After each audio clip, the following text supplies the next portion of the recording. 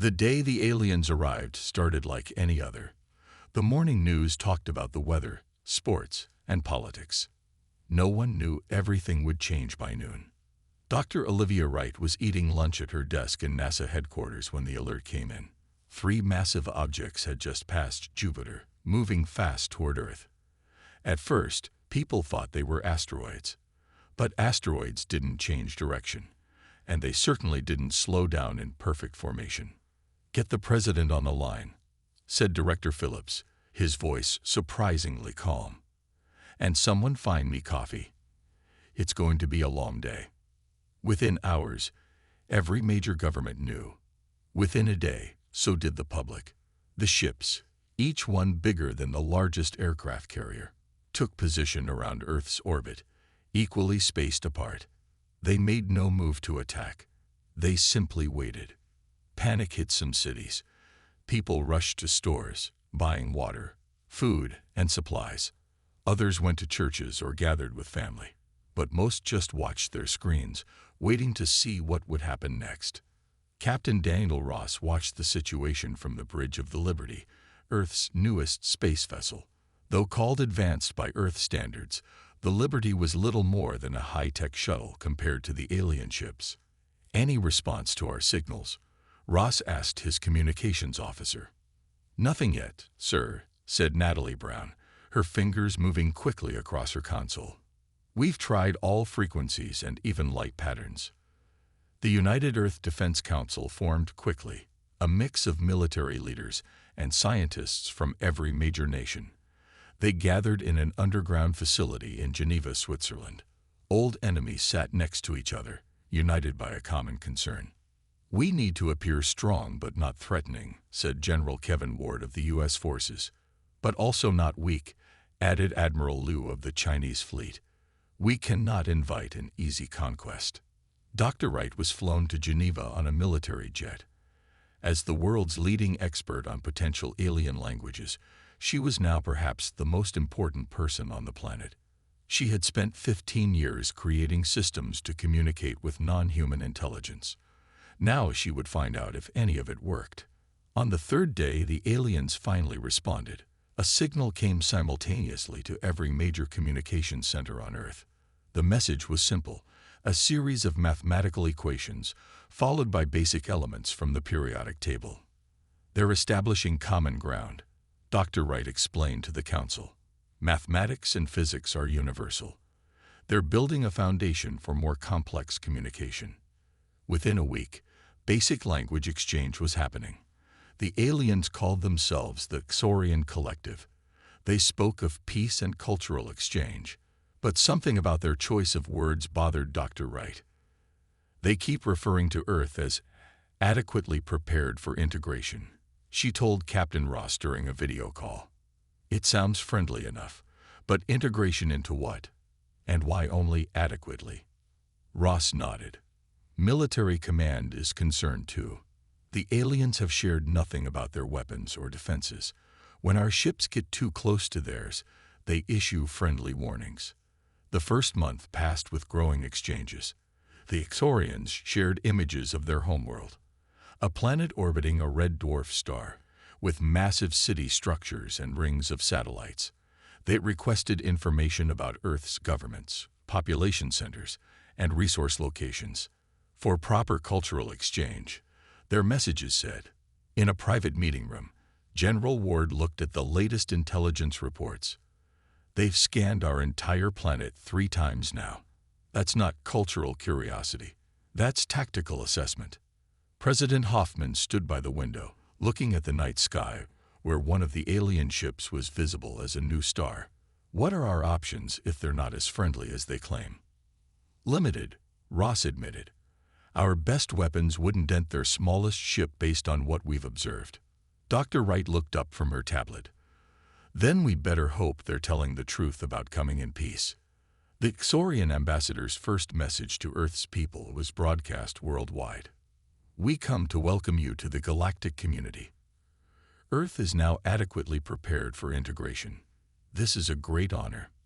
No one noticed how the Xorian's eyes lingered on Earth's military centers during the broadcast. No one except Captain Ross, who immediately ordered his crew to begin running battle drills. Just in case. 6 months passed since the Saurians arrived. Their ships now hovered over major cities: New York, Beijing, and London. They built embassies on Earth, tall, crystal-like structures that glowed blue at night. Ambassador Laura Garcia led the human diplomatic team. At 52, she had spent her life in international relations, but nothing had prepared her for alien diplomacy. Still, she smiled as she entered the New York embassy for her weekly meeting with Krell, the Saurian representative. "Your people seem to be adapting well to our presence," Krell said. His voice came through a translator device, making him sound almost human. Almost. "There's still fear," Laura admitted, "but the medical technology you shared has helped. Cancer treatments, especially." Krell's 4 eyes blinked in sequence. "We are glad to help our new friends." What Krell didn't mention was that the medical devices the Saurians shared also gathered data on human biology. Every patient treated also became a research subject. Across the ocean, Navy intelligence officer Frank Miller walked through London's busy streets. At 36, he had sharp eyes that missed little. Today, he watched the Saurian embassy with growing concern. Frank entered a small coffee shop, sat in the back corner, and opened his laptop. The data didn't make sense. The Saurians claimed to send signals back to their home planet daily, but Frank's team tracked more signals than reported, and to different locations. His phone buzzed. A message from his contact in NASA. Deep Space Station Alpha went dark. Officials saying it's equipment failure. Frank frowned. This was the 3rd station to fail this month. Each one had been monitoring a different section of space beyond Pluto. In Washington, President Hoffman met with her security team. The Saurians had requested permission to establish a larger base on the moon. "I don't see the problem," said Secretary Harris. "They've been nothing but helpful." General Ward shook his head. "A moon base gives them the high ground. Military strategy 101. "But refusing might seem hostile," argued Dr. Wright. "We're still learning their culture. What seems strategic to us might be standard for them." President Hoffman sighed. "Approve the base, but insist on human personnel present at all times." On the Liberty, Captain Ross received new orders. His ship would escort the first Saurian transport to the moon. He didn't like it.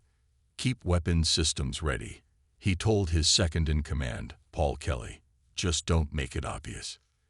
"You still don't trust them, sir?" Kelly asked. "Trust is earned," Ross replied. "I'm still waiting." In his small apartment, Frank Miller connected the dots. The failed deep space stations, the extra signals, the moon base request. He needed proof before taking his concerns higher. Late that night, he met with Evan Carter, a computer specialist from MIT. "Can you break into their communication system?" Frank asked. Evan looked nervous. "That's not just illegal, it might start a war if caught."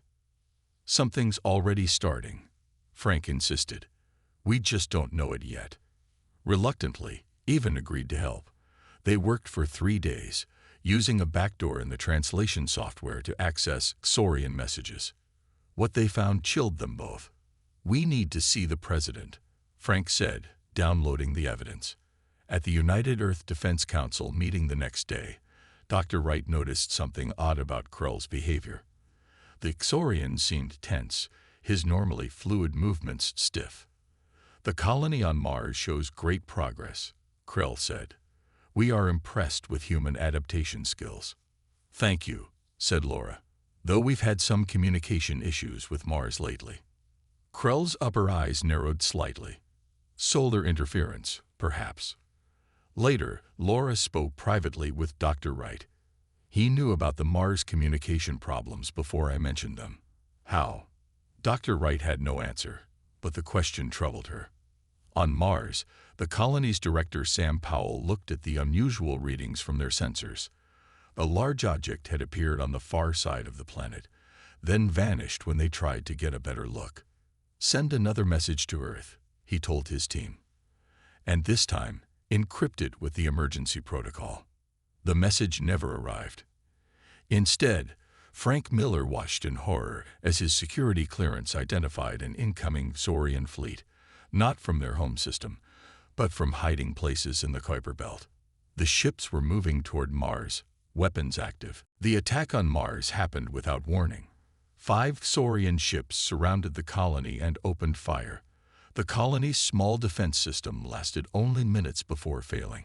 Sam Powell sent one final message before the main communication tower was hit. Under attack. COURTEOUS. Help. On Earth, chaos erupted as the message reached military command. The Liberty was the closest ship to Mars, but even at full speed, it would take days to reach the colony. Get me visual confirmation, President Hoffman demanded, standing in the emergency command center beneath the White House. Satellite images soon appeared on the main screen. The Mars colony, home to 3,217 people, was in flames. Saurian ships hovered above, continuing to fire on specific targets. Get Ambassador Garcia and the Saurian representative here now, ordered the president. When confronted, Krell showed no remorse. His large eyes blinked slowly as he spoke. It was a preventative measure against military buildup, Krell said. Our scans detected weapons development at the Mars facility. Those were mining explosives, Laura Garcia argued, her face pale with anger. For extracting minerals, not weapons.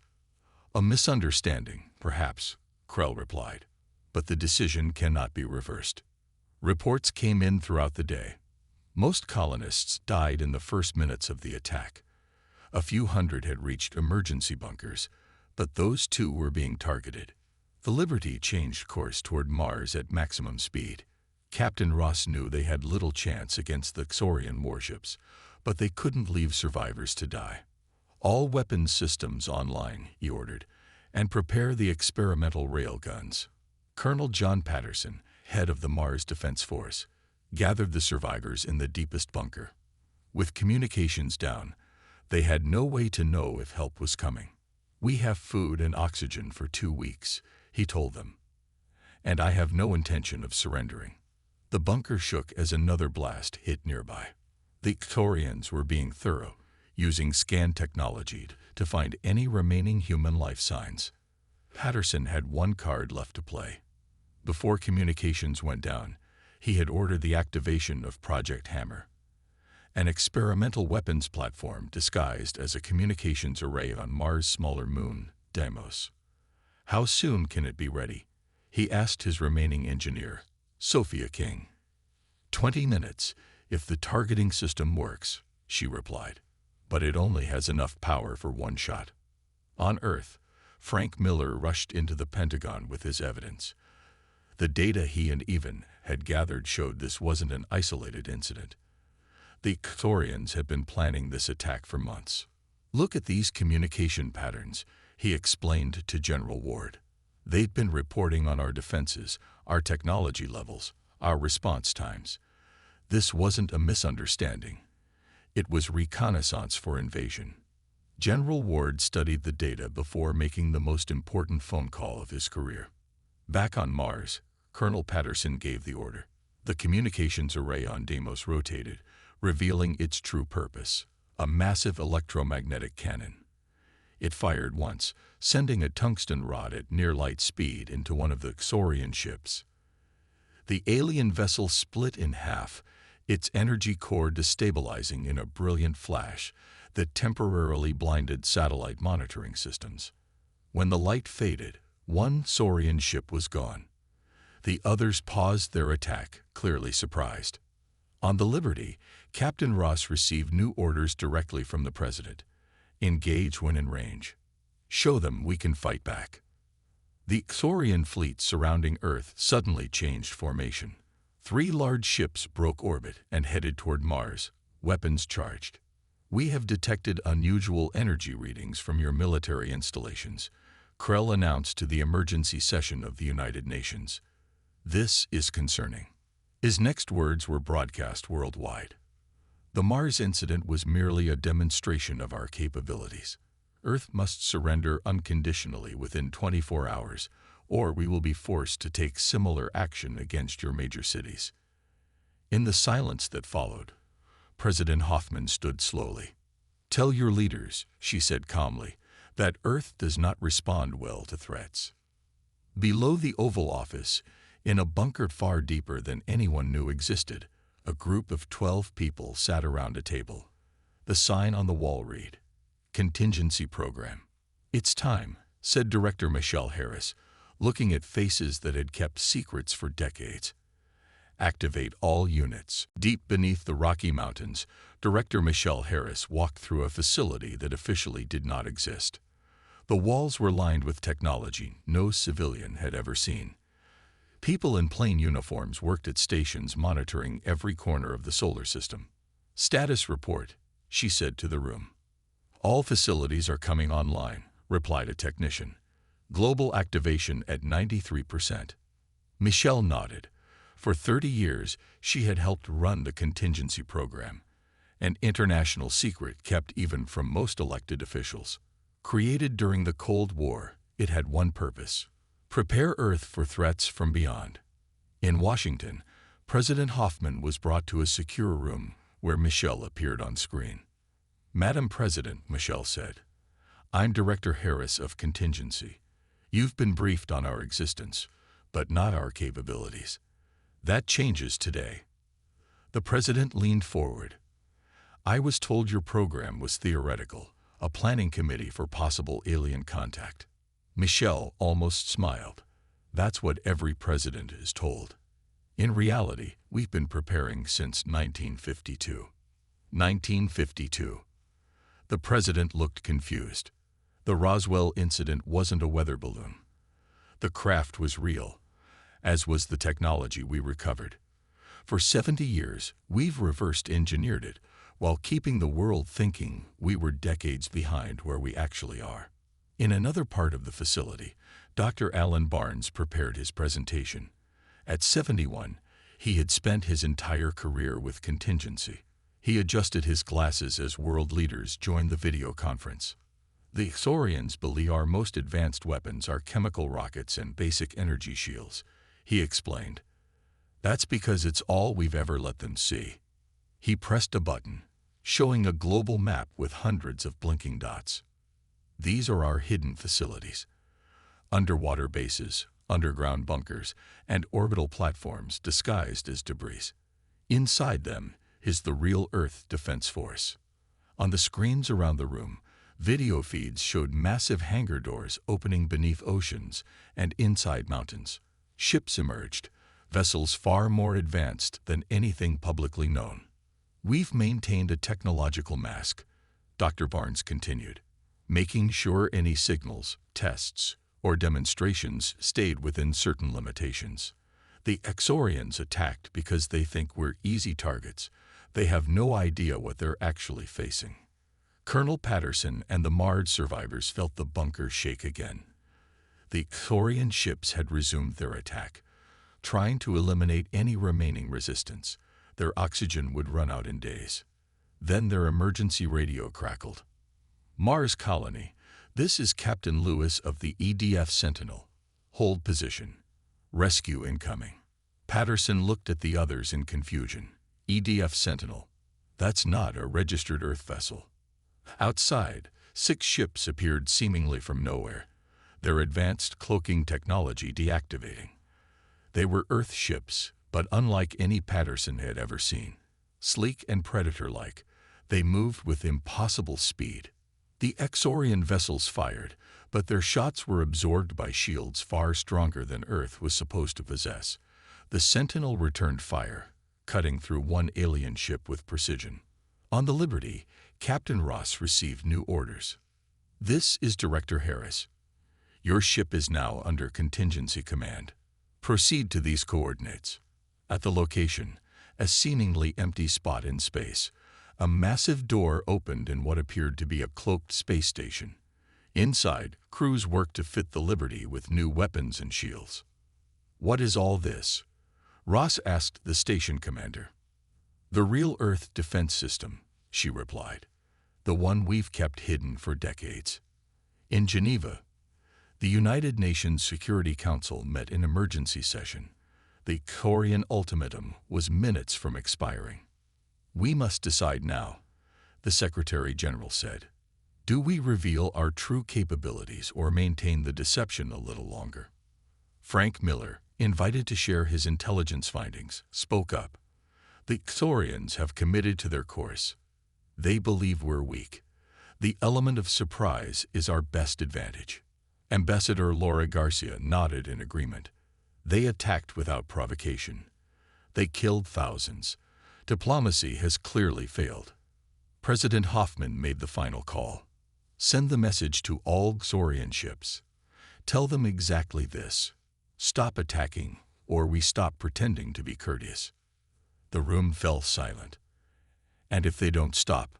someone finally asked. The president's eyes hardened. "Then we show them exactly what humanity is capable of when threatened." Across Earth, hidden weapon systems came online.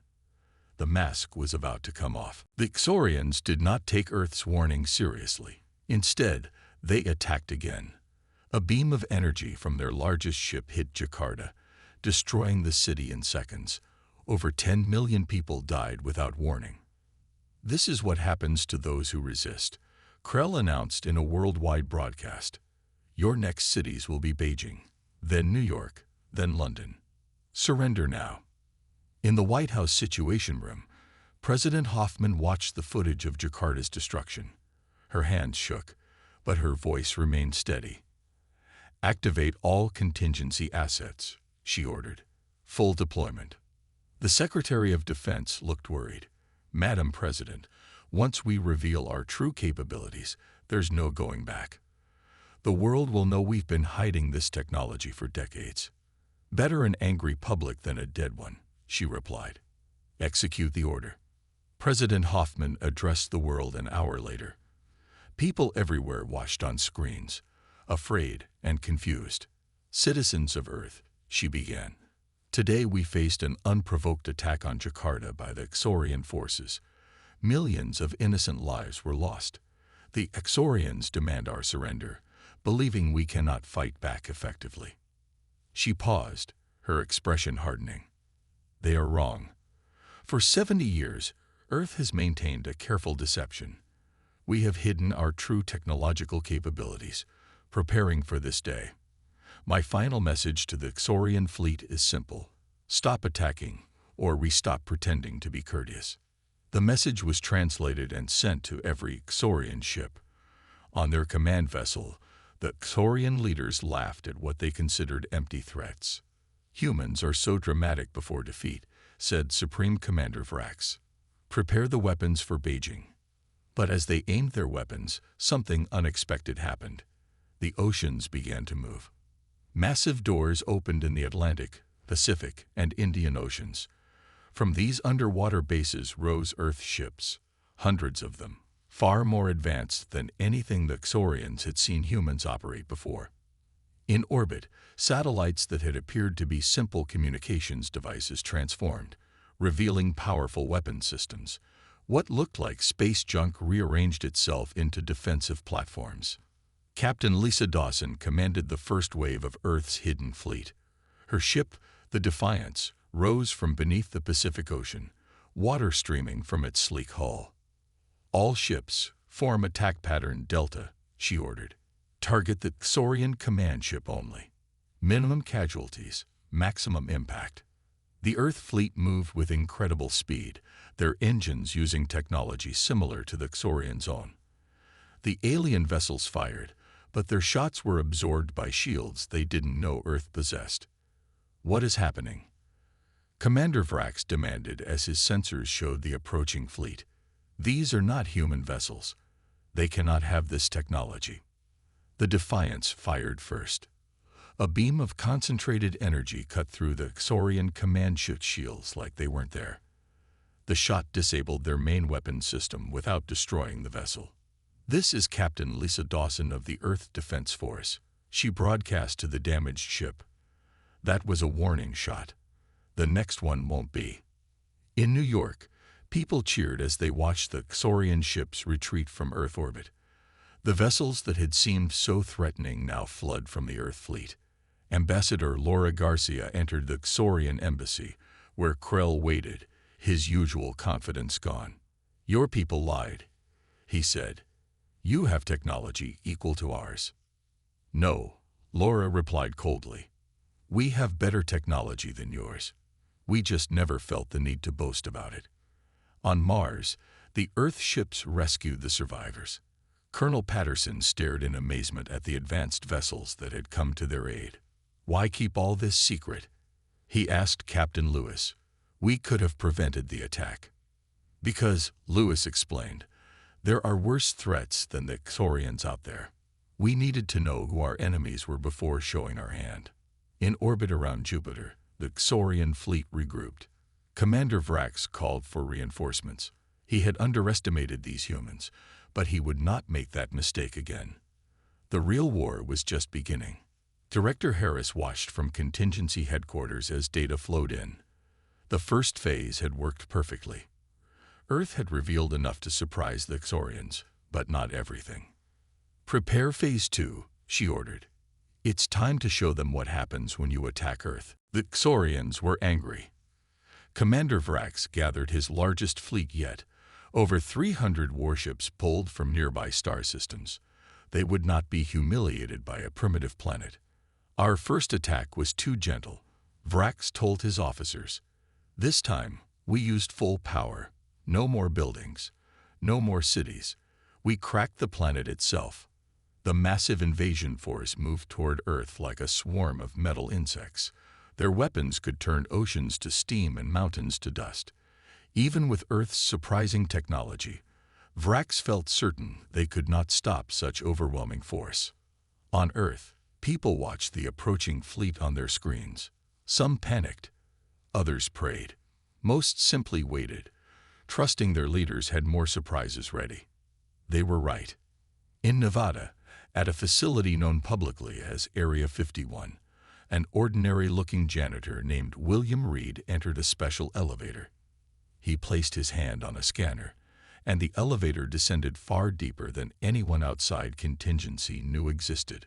The doors opened to a massive command center. People nodded respectfully as he walked in. "Director Harris," he said, taking a seat at the main control station. "I believe it's time."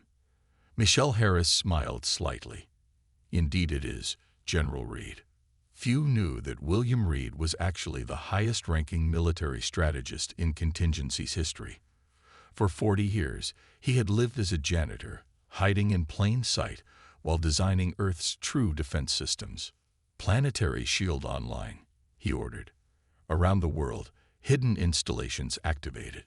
Energy surged through cables buried decades ago. The air above Earth shimmered slightly, then cleared. To the naked eye, nothing had changed. But in space, the Xorians were about to discover the truth. Their first attack ships entered Earth's atmosphere, weapons ready. They fired at New York, but the energy beams stopped midair, absorbed by an invisible barrier surrounding the entire planet. "What is this?" Vrax demanded, watching the shield absorb their strongest weapons. Reed smiled as he watched the data. "Activate our offensive systems." From hidden silos on every continent, missiles launched, not the chemical rockets the world knew about, but weapons using quantum displacement technology. They didn't just hit their targets, they shifted parts of the Xorian ships into another dimension, cutting through hulls like they were made of paper. From orbit, automatic defense satellites targeted the alien fleet's engines and weapons systems with perfect accuracy. Eye-guided combat drones swarmed from hidden bases on the moon, attacking with coordination no human pilot could match. Captain Ross watched from the upgraded Liberty as Earth's true military might was finally revealed. "They never saw it coming," his first officer said. "That was the point," Ross replied. "We've been the prey that was actually the predator all along." The Xorian fleet, despite its size, began to fall into chaos. Their ships were designed to fight enemies with technology they understood. Earth's weapons worked in ways they had never encountered. On their command ship, Vrax realized they had made a terrible mistake. "Retreat," he ordered. Back to the jump point beyond this system. But as the surviving Saurian ships turned to flee, they discovered another surprise. The jump point they had planned to use was blocked by a ring of satellites, Earth technology that somehow prevented faster-than-light travel. They were trapped in the solar system. In Geneva, Frank Miller watched the battle data with satisfaction. His years of suspicion had been validated. "How long have we been able to block their jumps?" he asked General Ward. 20 years, Ward answered. "But we needed them to commit their fleet first." On screens worldwide, people watched as the mighty Xorian invasion force was decimated by weapons Earth had kept hidden for generations. A message went out from contingency headquarters to all Earth forces: Operation Masks Off complete. Begin Phase 3. In his office, President Hoffman received a call from William Reed himself. "The Xorians are requesting to speak with Earth's true leadership," Reed said. "I believe they're ready to discuss surrender terms." The president smiled. "Tell them I'll speak with them after they've had a little more time to think about what happens when you threaten humanity." Outside the White House, people celebrated as news spread. Earth was winning. The deception was over, and humanity's true power was finally revealed. No one would underestimate Earth again. 2 days after the failed invasion, a single Xorian shuttle approached Earth. It carried Commander Vrax himself, now ready to negotiate. His confidence was gone. His empire's largest fleet lay in ruins around Earth. The meeting took place on a neutral space station positioned between Earth and the Moon. General Susan Martinez led the Earth delegation. She wore a formal military uniform that displayed no rank or medals, but she carried an advanced energy weapon openly on her hip. Vrax noticed this immediately. "You bring weapons to peace talks." "Just being honest about our capabilities," Martinez replied calmly. "No more pretending." The negotiation room had a simple table with chairs on either side. Martinez sat with Ambassador Garcia and Dr. Wright as her advisors. Frank Miller stood guard by the door, his eyes never leaving the aliens. "You have destroyed our finest fleet," Vrax began. "We are prepared to discuss terms of withdrawal." Martinez smiled slightly. "Not withdrawal. Surrender." Vrax's 4 eyes blinked rapidly, a sign of anger in Xorians. "The collective does not surrender." "The collective has never faced Earth before," Martinez said. She pressed a button on the table. A hologram appeared, showing a star map. Dozens of points were highlighted in red. "These are your conquered worlds," Martinez explained. "Planets you've taken over the past 300 years. Civilizations you judge to be primitive and easy targets." Vrax stared at the map. "How do you have this information?" "Because we've been watching you for centuries," Martinez revealed. "That ship that crashed in Roswell in 1952. It was one of yours, though from much earlier in your history. We learned about the Xorian collective then. We saw your pattern of conquest." Dr. Wright opened a file and pushed it across the table. "Your standard approach is to identify developing worlds, make peaceful contact, assess their defenses, then attack when you confirm their technological inferiority." Ambassador Garcia added, "We decided not to be your next victim. So we hid our advances, created a careful mask of limited technology. We even sent out altered signals into space, making sure any listening ears would hear exactly what we wanted them to hear." Vrax looked genuinely shocked. "Impossible. No species has ever detected our observation probes." "We detected them 80 years ago," Martinez said. "We've been feeding them false data ever since." Frank Miller stepped forward. "That's not all we've been doing." He displayed another hologram, this one showing 5 planets that had once been under Xorian control. Recent images showed them free, with their native species rebuilding. "For the past 10 years, Earth's special forces have been liberating your easy conquests," Miller explained. "Using stealth technology, we've helped those worlds overthrow your control systems." Vrax stood up, furious. "This is why communication was lost with those sectors. You've been operating in our territory." "Not your territory," Martinez corrected. "You stole those worlds." We helped them take back what was theirs. The meeting continued for hours. Eventually, Vrax accepted the reality of the situation. The Xorian fleet was trapped in the solar system.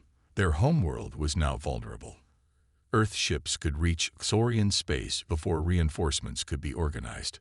The terms were simple. All conquered worlds would be freed. The Xorian collective would withdraw to its original borders, and a permanent Earth monitoring station would be established in their home system to ensure compliance. Your leaders will never agree to this, Vrax said as he prepared to return to his shuttle. They will when they see this, Martins replied, handing him a small data crystal. Footage of your defeat at Earth, plus coordinates of 20 Earth battle fleets already heading toward your key military installations. Vrax took the crystal, his hands shaking slightly. You were never prey at all. No, Martinez agreed. We just played the part until we needed to show our teeth. As the Xorian shuttle departed, Frank Miller joined Martinez at the viewing window. Do you think they'll honor the agreement? He asked. Martinez watched the shuttle grow smaller against the stars. They don't have a choice. For the first time, the Xorians have met a species that was prepared for them. On Earth, celebrations continued. People learned more each day about the contingency program and the decades of secret preparation. Some were angry about the deception, but most understood when they saw the alternative. President Hoffman addressed the United Nations the next day. Today marks a new chapter for Earth. We enter the galactic community not as newcomers, but as protectors. The mask is off, and the universe will now see humanity's true face. 1 month after the Xorian surrender, Captain Daniel Ross stood on the bridge of the Liberty. The ship had been upgraded with Earth's best technology, no longer hiding its true capabilities. Ahead of them lay a massive space station, the headquarters of the Galactic Council. I thought the Xorians said there was no Galactic Council, said Natalie Brown, still at her communication station. Another lie, Ross replied. They didn't want us contacting other advanced species who might warn us about them. The Liberty docked at the station.